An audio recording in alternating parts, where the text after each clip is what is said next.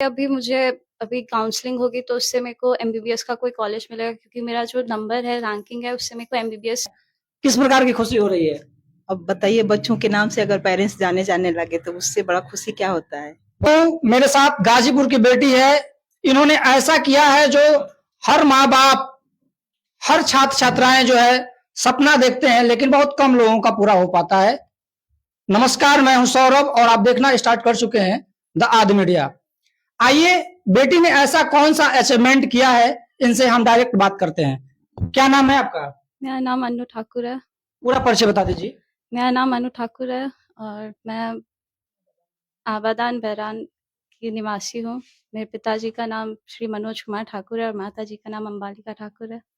आपने नीट का exam clear किया है, जो ऑल ओवर इंडिया में जो है एक टॉप मोस्ट एग्जाम होता है, बड़ा टफेस्ट भी होता है, हर एक व्यक्ति का सपना भी होता है। आपने इसको क्वालिफाई करने के लिए, क्रैक करने के लिए कितने साल से आपने लगन के साथ तैयारी की है? मैंने 11th 12th और 1 साल का तैयारी किया, मतलब टोटल 3 साल तैयारी की है कोटा में रह के। एलन कोटा से मैंने कोचिंग किया था और वहाँ पे मैंने रह के तैयारी की है 3 साल। आपने इसकी तैयारी कोटा से रह के किया है। अगर कोई गांव का लड़का या लड़की अगर इसकी तैयारी करना चाहे तो क्या बेसिक होने चाहिए, क्या बेस होना चाहिए इसके लिए? उनका 10 तक 9 10th का बेस तैयार हो जाए। 9 10th में जो साइंस पढ़ाया जाता है वो सही होना चाहिए, क्योंकि वो बेस बनाता है 11 12th की स्टडीज का। तो अगर उनका 9 10th का साइंस क्लियर है, साइंस का फिजिक्स केमिस्ट्री बायो क्लियर है, तो फिर उन्हें ग्रिप करने में ईजी होगा। अगर 9 to 12 की बात की जाए तो बेहतर रहेगा। जैसे 9 10th 11 12 अगर 4 क्लास जो है कोई भी लड़का या लड़की अगर क्लिक करना चाहता है तो अगर तैयारी कर लेगा तो क्लियर हो जाएगा। हाँ, 9 10th 11 12th मेजर है, क्योंकि 9 10th आपका बेस प्रिपेयर करेगा और 9 10th के बेसिस पे 11th होगा। बस उसमें थोड़ी कॉम्प्लेक्सिटी आएगी, फिर 11 12th ज्यादा अटेंशन देना पड़ेगा। लेकिन हाँ, 9 10th बेस तैयार होना चाहिए उसका। जैसे अभी आपने नीट का एग्जाम क्लियर किया है, क्रैक किया है, तो अब आगे क्या प्रोसेस है, क्या बनेंगे आप? आगे अभी मुझे अभी काउंसलिंग होगी तो उससे मेरे को एमबीबीएस का कोई कॉलेज मिलेगा, क्योंकि मेरा जो नंबर है, रैंकिंग है, उससे मेरे को एमबीबीएस गवर्नमेंट कॉलेज मिलेगा, जिससे मैं एमबीबीएस परस्यू करूंगी। उसके बाद फिर एमबीबीएस करने के बाद फिर वापस से एक नीट पीजी होता है, उसके थ्रू स्पेशलाइजेशन एमडी करते हैं। तो फिर एमडी में 2 साल स्टडीज करके फिर कोई स्पेशलाइजेशन करने का वो। आपने देखिए, अभी मैं आपका देखा था, मैं भी न्यूज देखा, अखबार की कटिंग में मैंने देखा था। आपका जो जनरल रैंक में आपने फाइट किया है, ये मुझे ज्यादा प्रभावित किया है। जनरल आप चूंकि ओबीसी में आती हैं, ओबीसी कैटेगरी से आप अपर लेवल पर जाकर आप अपना एक जो सीट है अपने कैटेगरी के बच्चों के लिए आप सुरक्षित किया है। मेन अगर इसका श्रेय अगर मैं आपसे पूछूं किसको जाता है तो क्या बताना चाहेंगे? कोर्स मेरे माता पिता को, क्योंकि वही लोग इतना सपोर्ट करते हैं। मेरे परिवार वालों को, सारे दादा दादी चाचा चाची जितने भी हैं, सारे बहुत सपोर्टिव है। मामा मामी नाना नानी सब बहुत ज्यादा यानी विथ फैमिली जो आपका ऑल रिलेटिव्स हैं आपके सपोर्ट में है। और माता जी भी हैं, माता जी से बात करेंगे। क्या नाम है आपका? जी, मेरा नाम अंबालिका ठाकुर है।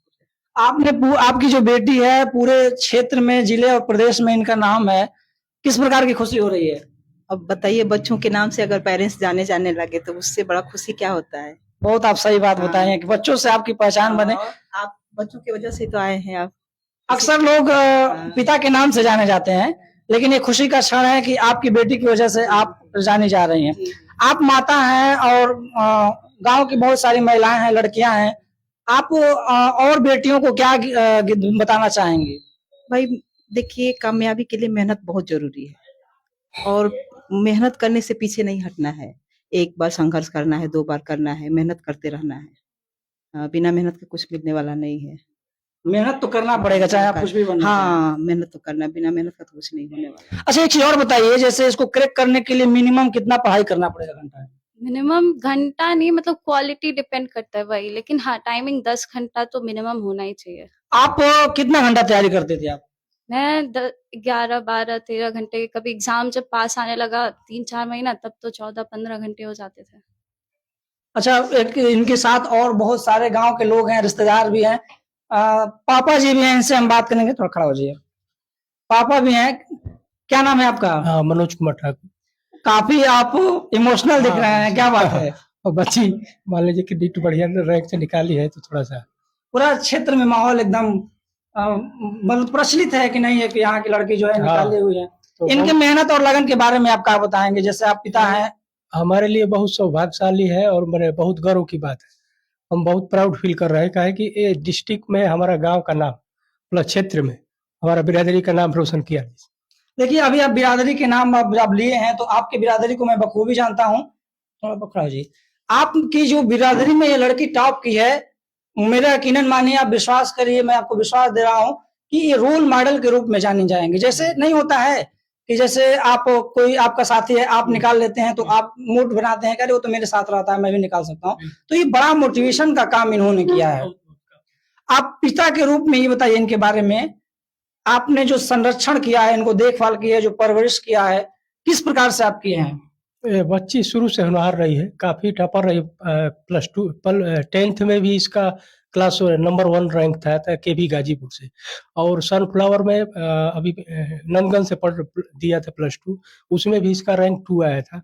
प्लस प्रीवियस जो भी क्लासेस था इसका 1 से लेकर 9th का सफर जो भी था, ये काफी होनहार। हर कॉलेज में जहाँ भी हम लोग एडमिशन बच्ची का कराया, कॉलेज वाले ये कहते थे कि भाई बच्ची अव्वल दर्जे की है।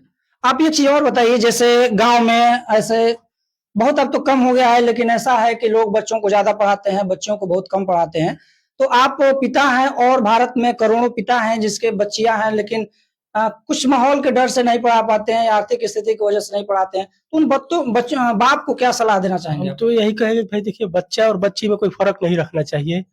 बच्चा से ज्यादा बच्ची कमाल करेगी अगर आप उस पर भरोसा करेंगे और उसको ज्यादा अपना सुविधा फैसिलिटी देंगे तो बच्ची। अच्छा ये बताइए, जैसे आपकी बच्ची पढ़ाई कर रही थी, क्या आपने कभी सपना देखा था, टारगेट बनाया था कि मेरी बच्ची जो है डॉक्टर बनेगी? 100% टारगेट था हमारा, क्योंकि हमारा एकदम 100% टारगेट था। बच्ची का परफॉर्मेंस इतना बढ़िया था कि मैंने, अब जो भी एलएन का एक मॉक टेस्ट होता है कोचिंग इंस्टीट्यूट का, उसमें हमारा बच्ची का एवरी मॉक टेस्ट में 650 एबव आता था, जिसे तो मैंने कोई चांसेज नहीं था कि नहीं निकाल पाई। बच्ची शुरू से होनहार रही है, काफी टॉपर रही। प्लस 2 10th में भी इसका क्लास नंबर 1 रैंक था। तो इतना मॉक टेस्ट आपका बेस्ट कैसे होता था? मॉक टेस्ट वो नहीं, मतलब एलएन जिस इंस्टीट्यूट में हम पढ़ते थे, तो वो रेगुलर अपना टेस्ट लेते थे देखने के लिए, परफॉर्मेंस चेक करने के लिए, एनालाइज, और एग्जाम से पहले टेस्ट होते हैं, मतलब प्रीवियस टेस्ट होते हैं ना एग्जाम से पहले तैयारी कराने के लिए, तो वो इंस्टीट्यूट ही कराता था। तो और बहुत सारे लोग भारत में पूरा वीडियो देख रहे हैं, बहुत सारे आप जैसे बहनें हैं वो भी तैयारी कर रही हैं, सपना देख रही हैं, माँ बाप भी सपना देखता है कि मेरा बेटा और बेटी जो है नीट का एग्जाम निकाले। तो उनको एक बार क्या आप बताइए, कर लाइन में बताइए क्या करना चाहिए, कैसे?